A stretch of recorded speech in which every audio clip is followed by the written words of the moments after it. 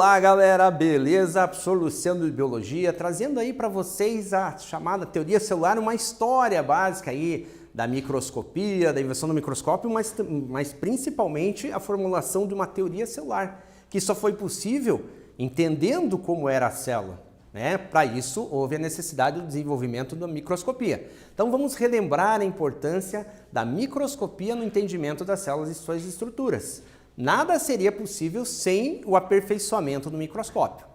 Muito bem, compreender os caminhos que levaram à criação da teoria celular. Então, a teoria celular ela surgiu depois de bastante estudo, de bastante discussões, de autores em diferentes países, que foram acumulando, congregando ideias para se formar uma chamada teoria celular que norteia os nossos estudos até hoje.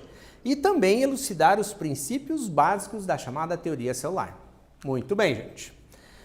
Eu sei que você sabe, se as células são estruturas imensamente pequenas, como são medidas? Em centímetros ou outra unidade que desconhecemos? Você não tem como medir a célula em centímetros, muito menos em metros. A gente está falando de uma estrutura microscópica, extremamente pequena. Então, na verdade, elas são medidas em micrômetros e nanômetros. Então, são duas medidas, talvez você nunca tenha ouvido falar desses termos, mas são os micrômetros e nanômetros que são utilizados como referência de medida no caso da célula. Por isso, suas partes podem ser chamadas de nanopartículas, as quais são partículas caracterizadas em diâmetro de 1 e 100 nanômetros, utilizados como áreas de tecnologia e ciência. Então, nós em biologia, muitas vezes, falando do mundo microscópico, nós vamos usar muito esses termos, essas unidades de medida. Nanopartículas são modificadas para combater vírus e bactérias. Então, trago para vocês uma pesquisa no Centro Nacional de Pesquisa em Energia e Materiais, liderado por Matheus Borba Cardoso, que vem trabalhando ali no aperfeiçoamento das chamadas nanopartículas, que a gente viu agora, para serem usados no tratamento de tumores, infecções e inflamações, um pouquinho diferente do que existe hoje. Já existe uma tecnologia de combate a isso aí, bastante diferente dos remédios simples que a gente conhece atualmente.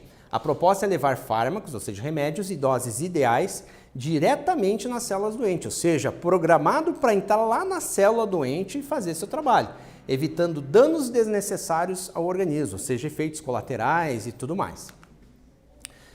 Existe aqui para vocês, gente, um sitezinho que você consegue da UFPR, que você consegue ver ali a questão da célula, Conheça a célula por meio de animações interativas e vídeos. Você é nosso convidado nesse passeio na célula. É bem interessante, aqui no próprio slide tem um endereço que você consegue entrar, brincar um pouquinho e nessa brincadeira você acaba entendendo melhor a estrutura da célula. Muito bem, gente. Microscópio, Qual que é a importância disso? Como eu já falei, sem o microscópio nada saberíamos. Aqui nós temos o primeiro microscópio lá feito por Robert Hooke que permitiu visualizar aquilo que ele denominou como célula naquele momento. As células, ele chamou daquelas cavidadezinhas, ele fez um corte de cortiça, e conseguiu visualizar que ela era feita por pequenas cavidadezinhas, e ele passou a chamar essas cavidades de células. E até hoje nós utilizamos esse nome, O microscópio foi aperfeiçoando, foi conseguindo ver coisas um pouco mais detalhadas, que nos permitem depois, hoje, entender com a microscopia eletrônica algumas outras coisas. Hoje nós temos microscópios muito mais evoluídos, tanto os de mesa quanto os eletrônicos, Esses eletrônicos permitem que a gente consiga ver através da célula ou por varredura, vendo a parte externa da célula ou de um outro elemento que a gente venha ver nesse microscópio. Mas também tem formas mais simples que você consegue aumentar o tamanho de um determinado objeto, um determinado corpo, para você fazer um estudo, fazer um desenho, fotografar, até mesmo com celular. Existem ali que você consegue conectar na própria lente do celular, uma outra lente que vai dar uma dimensão maior daquilo que você está estudando. Claro, não chega nem aos pés de uma microscopia eletrônica. Beleza, gente. Microscopia nos dias de hoje, aqui trago para vocês umas imagens de coisas que são possíveis ver e no caso que elas estão sendo coloridas por programas de computador para que a gente consiga destacar, que não fica uma coisa única ali, você não vai conseguir diferenciar uma coisa da outra. Mas aqui, por exemplo, a gente consegue ver bactérias, consegue ver detalhes da nossa pele, dos pelos, enfim, coisas assim bastante interessantes. Como começou então a chamada teoria celular? Vamos contar um pouquinho dessa história para vocês. Em 1665, Robert Hooke analisou cortes de cortiça, como eu falei ali, né, ao microscópio e observou a presença de pequenas cavidades, as quais ele denominou de célula, que é usada até hoje. Só que ele não percebeu que a célula apresentava outros componentes. Não tinha nem como perceber, na verdade era um microscópio bastante rudimentar, né? E ele conseguiu, né, assim, dentro assim, da visão dele, ele conseguiu ver essas estruturinhas, mas na verdade ele estava vendo uma célula já morta e preservada a sua parede celular, que era aquilo que aparece naquela imagem ali, que é um desenho que Robert Hooke fez na época. Então vamos a um exercício para tentar entender, para ver, testar o teu conhecimento aí dentro do que a gente já falou até aqui. Em 1865, Robert Hooke analisou cortes de cortiça ao microscópio e observou a presença de pequenas cavidades que ele denominou célula. Muito bem. No entanto, Hooke não conseguiu perceber a existência de outras estruturas no interior das mesas, isso que eu falei agorinha. De acordo com os estudos mais recentes que permitiram entendermos a construção desse conhecimento, por que esse pesquisador não conseguiu observar as demais estruturas que constituem a célula? Vamos ver se você sabe, gente. Responde aí e a gente já volta.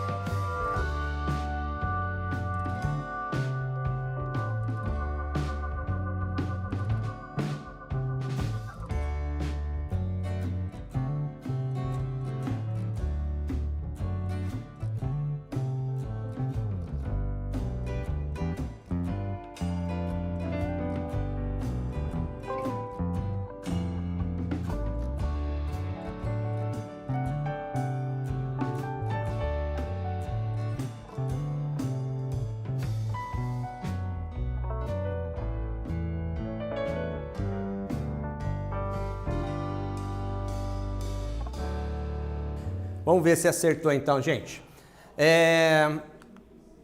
Ele não percebeu que as células apresentavam outros componentes porque sua análise foi feita em células vegetais mortas.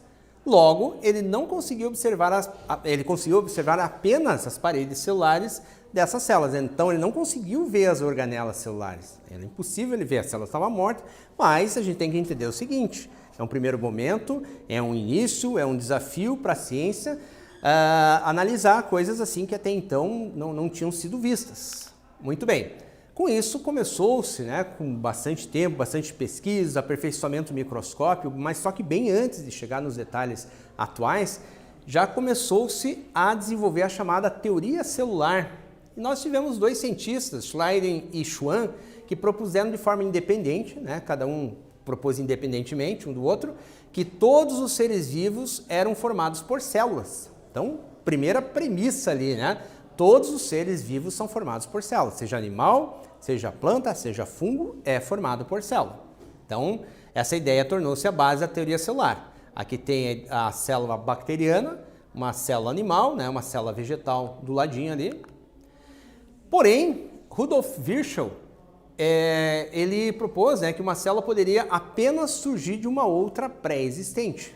Então, ele também falou o seguinte: as células existem, todos os seres são formados por células, mas toda célula que existe, seja uma célula com mutações ou não, ela vai surgir de uma outra pré-existente, que existiu antes dela e deu origem à próxima.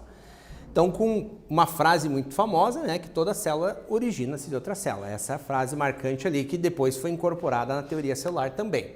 Mas vamos mais um exercício. Dentre os pesquisadores que colaboraram com a construção da atual teoria celular, temos Rudolf Virchow, que expressou a famosa frase omnis cellula ex cellula. Conforme seus estudos, o que quer dizer essa máxima? Bem tranquilinho, gente. Até daqui a pouquinho a gente já volta aí para ver se acertou.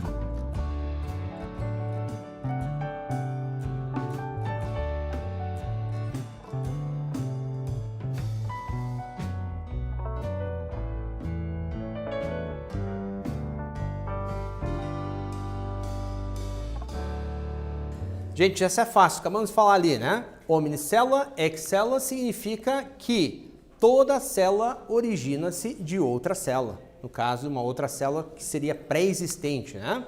Então vamos aos fundamentos da teoria celular que norteiam hoje, né, toda a ciência.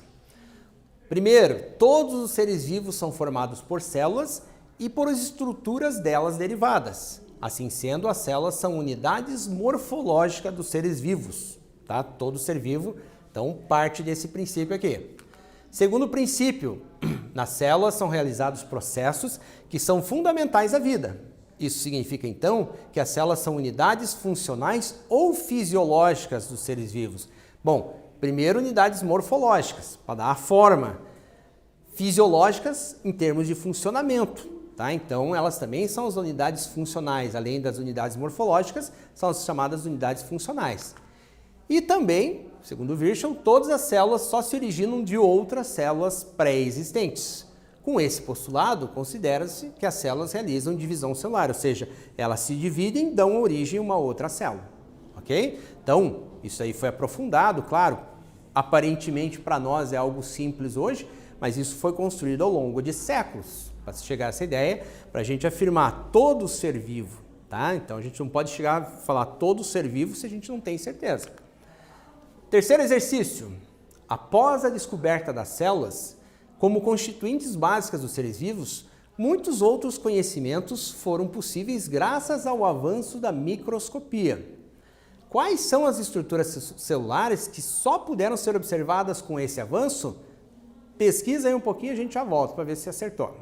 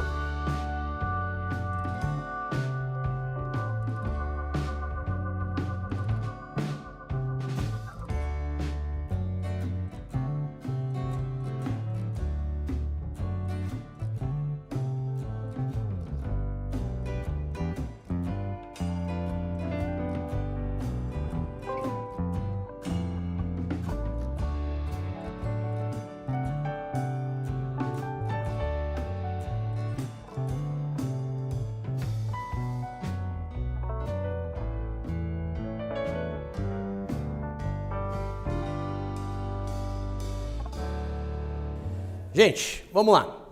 Após a descoberta das células, né, a microscopia teve envolvida em todo esse processo. Descobriu-se as células, analisou-se, verificou-se estruturas e tudo mais. Quais estruturas só puderam ser descobertas depois de ser observado esse avanço do microscópio? Os microscópios eletrônicos, graças ao potencial de ampliação em milhares ou milhões de vezes até, ampliaram o tamanho dessas estruturas estudadas e permitiram assim a visualização das chamadas organelas celulares. Então tem mais coisa dentro da célula. Descobriu-se que não é só aquela membrana externa, não é só a parede celular, mas as organelas celulares e suas estruturas, suas membranas e também, a partir dali, o seu funcionamento. E os vírus, gente? Entram nessas definições, então a gente ouve falar muito de vírus, doenças causadas por vírus, a Covid-19, né? Infectando muitas pessoas e tudo mais, mas assim, eles não são formados por células, então tem um detalhe. Então lá na teoria celular falava que todos os seres vivos eram formados por células, e os vírus não são formados. Característica que faz com que alguns autores, né, não os considerem como seres vivos, pelo fato de não ter célula, então não é um ser vivo, tá? Porém, alguns outros entendem que eles são, por outros motivos. Eles apresentam grandes dependências das demais células que eles invadem para que suas atividades possam ser realizadas. Por isso eles ganham o nome de parasitas intracelulares obrigatórios, porque obrigatoriamente e somente dessa forma, parasitando outro ser vivo intracelularmente, é que ele consegue obter condições para ter metabolismo. Senão ele não consegue ter um metabolismo próprio, né? O metabolismo próprio do vírus. Anota aí, gente. A célula é a unidade estrutural e funcional dos seres vivos e apresenta como partes fundamentais a membrana, o citoplasma e o material genético. Algumas têm núcleo, outras não têm. Por isso que diz assim, o material genético, por isso não foi nem colocada a questão núcleo aqui. A teoria celular afirma que as células são unidades morfológicas e funcionais dos seres vivos. Morfológica dando forma, funcionais a questão fisiológica, funcionamento e tudo mais. E que elas se originam apenas, né, a partir de outra pré-existente, necessariamente. Então são 3 pontos fundamentais da chamada teoria celular. A teoria celular é formada pelas ideias de Schleiden, Schwann e Virchow, né, que congregaram todas essas informações, não fizeram em conjunto a pesquisa, mas essas informações foram essenciais para que hoje nós tenhamos a chamada teoria celular. Relembrando, gente, o microscópio foi um instrumento essencial para conhecermos esse mundo microscópico, bem como a sua importância, tá? Entendendo como é a célula, como ela funciona para a gente conseguir entender muitas outras coisas, até mesmo a questão de cura de doenças e tudo mais. A teoria celular foi proposta por 3 cientistas, Schwann, Virchow e Schleiden, tá? E se baseia em 3 fatores principais, 3 pilares. Todo ser vivo é formado por uma ou mais células. As células são unidades funcionais, né, anatômicas, morfológicas e funcionais dos seres vivos, e também a máxima de que uma célula só se origina de outra pré-existente. Muito bem, gente. Então, vimos todo esse assunto, podem surgir dúvidas no decorrer do teu estudo, mas você pode tirar dúvida com o teu professor, você pode rever essa aula, anotar, parar, anotar no teu caderno mesmo, né, para que seja tirado dúvidas. Você tem uma infinidade de possibilidades de aprofundar esse assunto. Espero que tenham gostado e até uma próxima. Valeu, gente!